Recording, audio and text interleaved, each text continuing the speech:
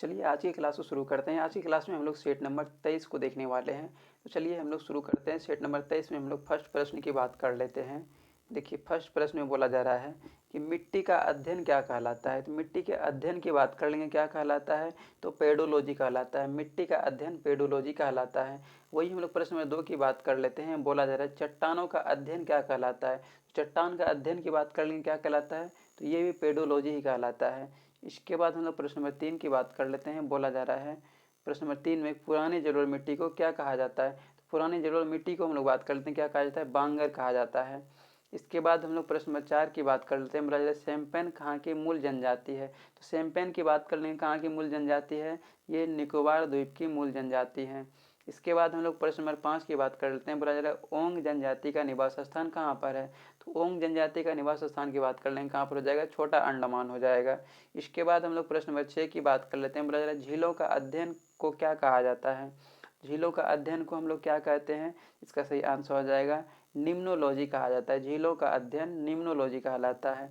वही हम लोग प्रश्न नंबर 7 की बात कर लेते हैं। बोला जा रहा है कावेरी जल विवाद किन दो राज्यों के बीच है।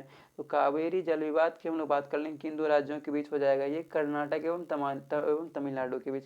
कर्नाटक एवं तमिलनाडु के बीच कावेरी जल विवाद है। इसके बाद हम लोग प्रश्न नंबर 8 की बात कर लेते हैं। बोला जा रहा है कि धुआंधार जलप्रपात किस नदी पर है। धुआंधार जलप्रपात की बात कर लेंगे, किस नदी पर हो जाएगा, ये नर्मदा नदी पर हो जाएगा। इसके बाद हम लोग प्रश्न नंबर 9 की बात कर लेते हैं। बोला जा रहा है कावेरी नदी का उद्गम स्रोत है। तो कावेरी नदी का उद्गम स्रोत की बात कर लेंगे, कहाँ पर हो जाएगा, ब्रह्मगिरी पहाड़ियाँ हो जाएगा। उसके बाद हम लोग प्रश्न नंबर 10 की बात कर लेंगे। बोला जा रहा है शिव समुद्रम जल प्रपात किस राज्य में। शिव समुद्रम जल प्रपात की बात कर लेंगे, किस राज्य में हो जाएगा, कर्नाटक में हो जाएगा। इसके बाद हम लोग प्रश्न नंबर 11 की बात कर लेते हैं। बोला जा रहा है शिव समुद्रम जल प्रपात किस नदी पर स्थित है। तो शिव समुद्रम जल प्रपात की बात कर लेंगे, किस नदी पर स्थित है, ये कावेरी नदी पर स्थित है। इसके बाद हम लोग प्रश्न नंबर 12 की बात कर लेते हैं। बोला जा रहा है दक्षिण गंगा या वृद्ध गंगा कहलाती है। दक्षिण गंगा या वृद्ध गंगा की बात कर लेंगे, किसे कहा जाता है, तो गोदावरी नदी को दक्षिण गंगा या वृद्ध गंगा कहा जाता है। इसके बाद हम लोग प्रश्न नंबर 13 की बात करते हैं। बोला जा रहा है असम का शोक। असम का शोक किस नदी को कहा जाता है। असम का शोक हम लोग ब्रह्मपुत्र नदी को कहते हैं। असम का शोक किस नदी को कहा जाता है, ब्रह्मपुत्र नदी को। इसके बाद हम लोग प्रश्न नंबर 14 की बात कर लेते हैं। इसमें बोला जा रहा है भारत की जलवायु है। तो भारत की जलवायु कैसी है। तो भारत की जलवायु की हम लोग बात कर लेते हैं, कैसी है, उच्च कटिबंधीय मानसूनी हो जाएगा। इसके बाद में प्रश्न नंबर 15 की बात कर लेते हैं। बोला जा रहा है रेगुर मिट्टी के नाम से जाना जाता है। तो रेगुर मिट्टी के नाम से हम लोग किसे जानते हैं, काली मिट्टी को रेगुर मिट्टी या रेगुर मृदा कहा जाता है। इसके बाद हम लोग प्रश्न नंबर 16 की बात कर लेते हैं कि प्रश्न नंबर 16 में बोला जा रहा है, प्रश्न नंबर 16 में है, बोला जा रहा है गुजरात की जीवन रेखा कहलाती है। तो गुजरात की जीवन रेखा की बात कर लेंगे, क्या कहलाती है, नर्मदा नदी। नर्मदा नदी को गुजरात की जीवन रेखा कहा जाता है। इसके बाद हम लोग प्रश्न नंबर 17 को देख लेते हैं। इसमें बोला जा रहा है चिल्का झील किस प्रकार की, बोला जा रहा है चिल्का झील किस प्रकार की झील है। चिल्का झील की बात कर लेंगे, किस प्रकार की झील है, ये लेगुन झील है। चिल्का झील जो है एक लेगुन झील है। इसके बाद हम लोग प्रश्न नंबर 18 की बात कर लेते हैं। बोला जा रहा है विश्व का सबसे बड़ा मानव निर्मित झील है। तो विश्व का सबसे बड़ा मानव निर्मित झील की बात कर लेंगे तो कौन सा हो जाएगा, मेड झील हो जाएगा, मेड झील। उसके बाद हम लोग प्रश्न नंबर 19 की बात कर लेते हैं। बोला जा रहा है ओडिशा का शोक किस नदी को माना जाता है। तो ओडिशा का शोक की बात कर लेंगे, किस नदी को माना जाता है, तो ब्राह्मणी नदी को माना जाता है। ओडिशा का शोक ब्राह्मणी नदी को माना जाता है। इसके बाद हम लोग प्रश्न नंबर 20 की बात कर लेते हैं। बोला क्षिप्रा किसकी सहायक नदी है। क्षिप्रा की बात कर लेंगे, किसकी सहायक नदी हो जाएगी, ये चंबल की सहायक नदी है। क्षिप्रा जो है ये चंबल की सहायक नदी है। वही हम लोग प्रश्न नंबर 21 की बात कर लेते हैं। बोला जा रहा है चाय की खेती के लिए सबसे उत्तम मिट्टी है। बोला जा रहा है चाय की खेती के लिए सबसे उत्तम मिट्टी, तो चाय की खेती के लिए सबसे उत्तम मिट्टी कौन सा हो जाएगा, तो हो जाएगा लेटेराइट मिट्टी। लेटेराइट मिट्टी जो है चाय की खेती के लिए सबसे उत्तम मिट्टी है, मतलब सबसे उपयुक्त मिट्टी कौन सा हो जाएगा, लेटेराइट हो जाएगा चाय की खेती के लिए। वही हम लोग प्रश्न नंबर 22 की बात कर लेते हैं। बोला जा रहा है अंडमान निकोबार की सबसे ऊंची चोटी कौन सी है।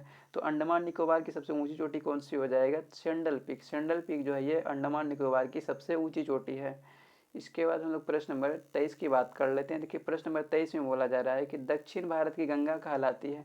दक्षिण भारत की गंगा बोला जाएगा तो क्या कहलाएगा, कावेरी नदी। तो दक्षिण भारत की गंगा क्या कहलाती है, कावेरी नदी कहलाती है। इसके बाद हम लोग प्रश्न नंबर 24 की बात कर लेते हैं। प्रश्न नंबर 24 में है सर्वाधिक सीधी बहने वाली नदी कौन है। सर्वाधिक सीधी बहने वाली नदी की हम लोग बात कर लेंगे तो कौन सा हो जाएगा, नर्मदा नदी। नर्मदा नदी जो है ये सर्वाधिक सीधी बहने वाली नदी हो जाएगा। वहीं हम लोग प्रश्न नंबर 25 की बात कर लेते हैं। बोला जा रहा है लाल मिट्टी में किसकी अधिकता होती है। तो लाल मिट्टी में किसकी अधिकता होती है, तो लाल मिट्टी में आयरन ऑक्साइड की अधिकता होती है, आयरन ऑक्साइड यानी लोहे की अधिकता होती है। इसके बाद हम लोग प्रश्न नंबर 26 की बात कर लेते हैं। बोला जा रहा है कि मांजुली नदी द्वीप किस नदी पर स्थित है। मांजुली नदी द्वीप की बात कर लेंगे, किस नदी पर स्थित है ये, तो ये हो जाएगा ब्रह्मपुत्र नदी पर स्थित है। इसके बाद हम लोग प्रश्न नंबर 27 की बात कर लेते हैं। बोला जा रहा है पश्चिम की ओर बहने वाली नदी कौन है। पश्चिम की ओर बहने वाली नदी की बात कर लेंगे, कौन हो जाएगा, ए और बी दोनों हो जाएगा, मतलब नर्मदा और ताप्ती दोनों हो जाएगा। इसके बाद प्रश्न में हम लोग 28 की बात कर लेते हैं। बोला जा रहा है लक्षद्वीप का निर्माण हुआ है। लक्षद्वीप का निर्माण की बात कर लेंगे, किससे हुआ है, प्रवाल से हुआ है। लक्षद्वीप का निर्माण जो हुआ है, ये लक्षद्वीप का निर्माण किससे हुआ है, प्रवाल से हुआ है, यानी मूंगा से हुआ है एक तरह से। इसके बाद हम लोग प्रश्न नंबर 29 की बात कर लेते हैं। बोला जा रहा है काली मिट्टी का निर्माण किस चट्टान के टूटने से होता है। तो काली मिट्टी का निर्माण की बात कर लेंगे, किस चट्टान के टूटने से होता है, तो ये हो जाएगा बेसाल्ट चट्टान के टूटने से होता है। वहीं हम लोग प्रश्न नंबर 30 की बात कर लेते हैं। बोला जा रहा है कपास की खेती के लिए उत्तम मिट्टी कौन सी है। तो कपास की खेती के लिए उत्तम मिट्टी कौन सा हो जाएगा, काली मिट्टी हो जाएगा। इसके बाद हम लोग प्रश्न नंबर 31 की बात कर लेते हैं। बोला जा रहा है भारत का सबसे बड़ा कृत्रिम झील कौन सा है। तो भारत का सबसे बड़ा कृत्रिम झील की बात कर लेंगे, कौन सा हो जाएगा, ये हो जाएगा गोविंद वल्लभ पंत सागर झील हो जाएगा, गोविंद वल्लभ पंत सागर झील। इसके बाद प्रश्न हम लोग 32 की बात कर लेते हैं।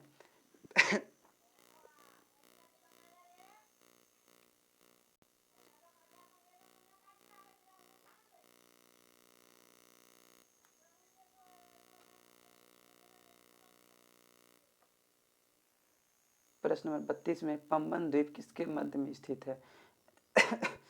पंबन द्वीप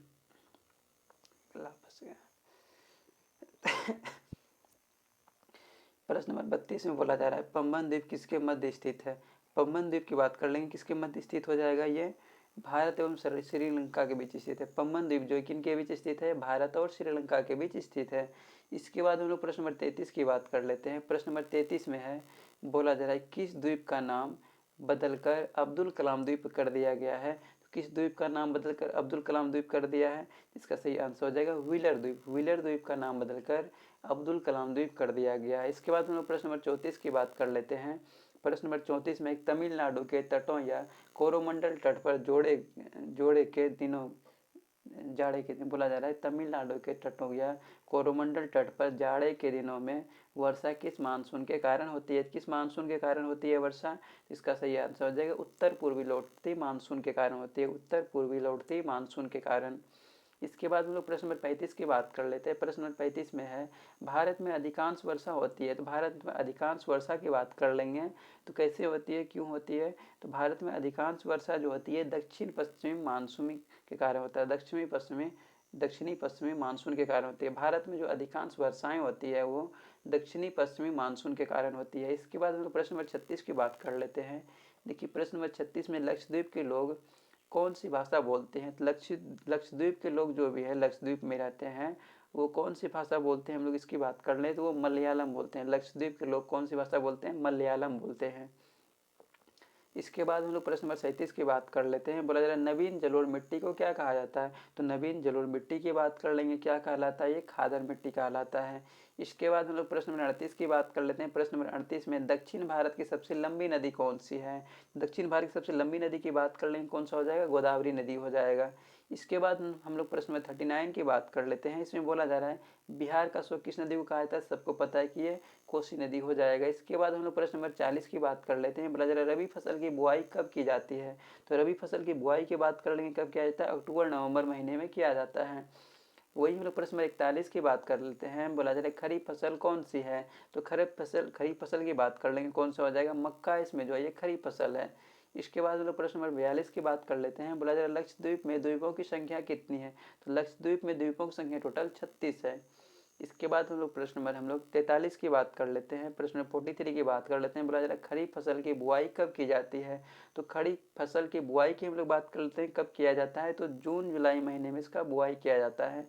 इसके बाद हम लोग प्रश्न नंबर 44 को देख लेते हैं। बोला जा रहा है रबी फसल कौन सी है। तो रबी फसल की बात कर लेंगे तो कौन सा हो जाएगा, तो ये हो जाएगा गेहूँ जो है इसमें रबी फसल है। वही हम लोग प्रश्न नंबर 45 और आज के सेट का सबसे अंतिम प्रश्न है।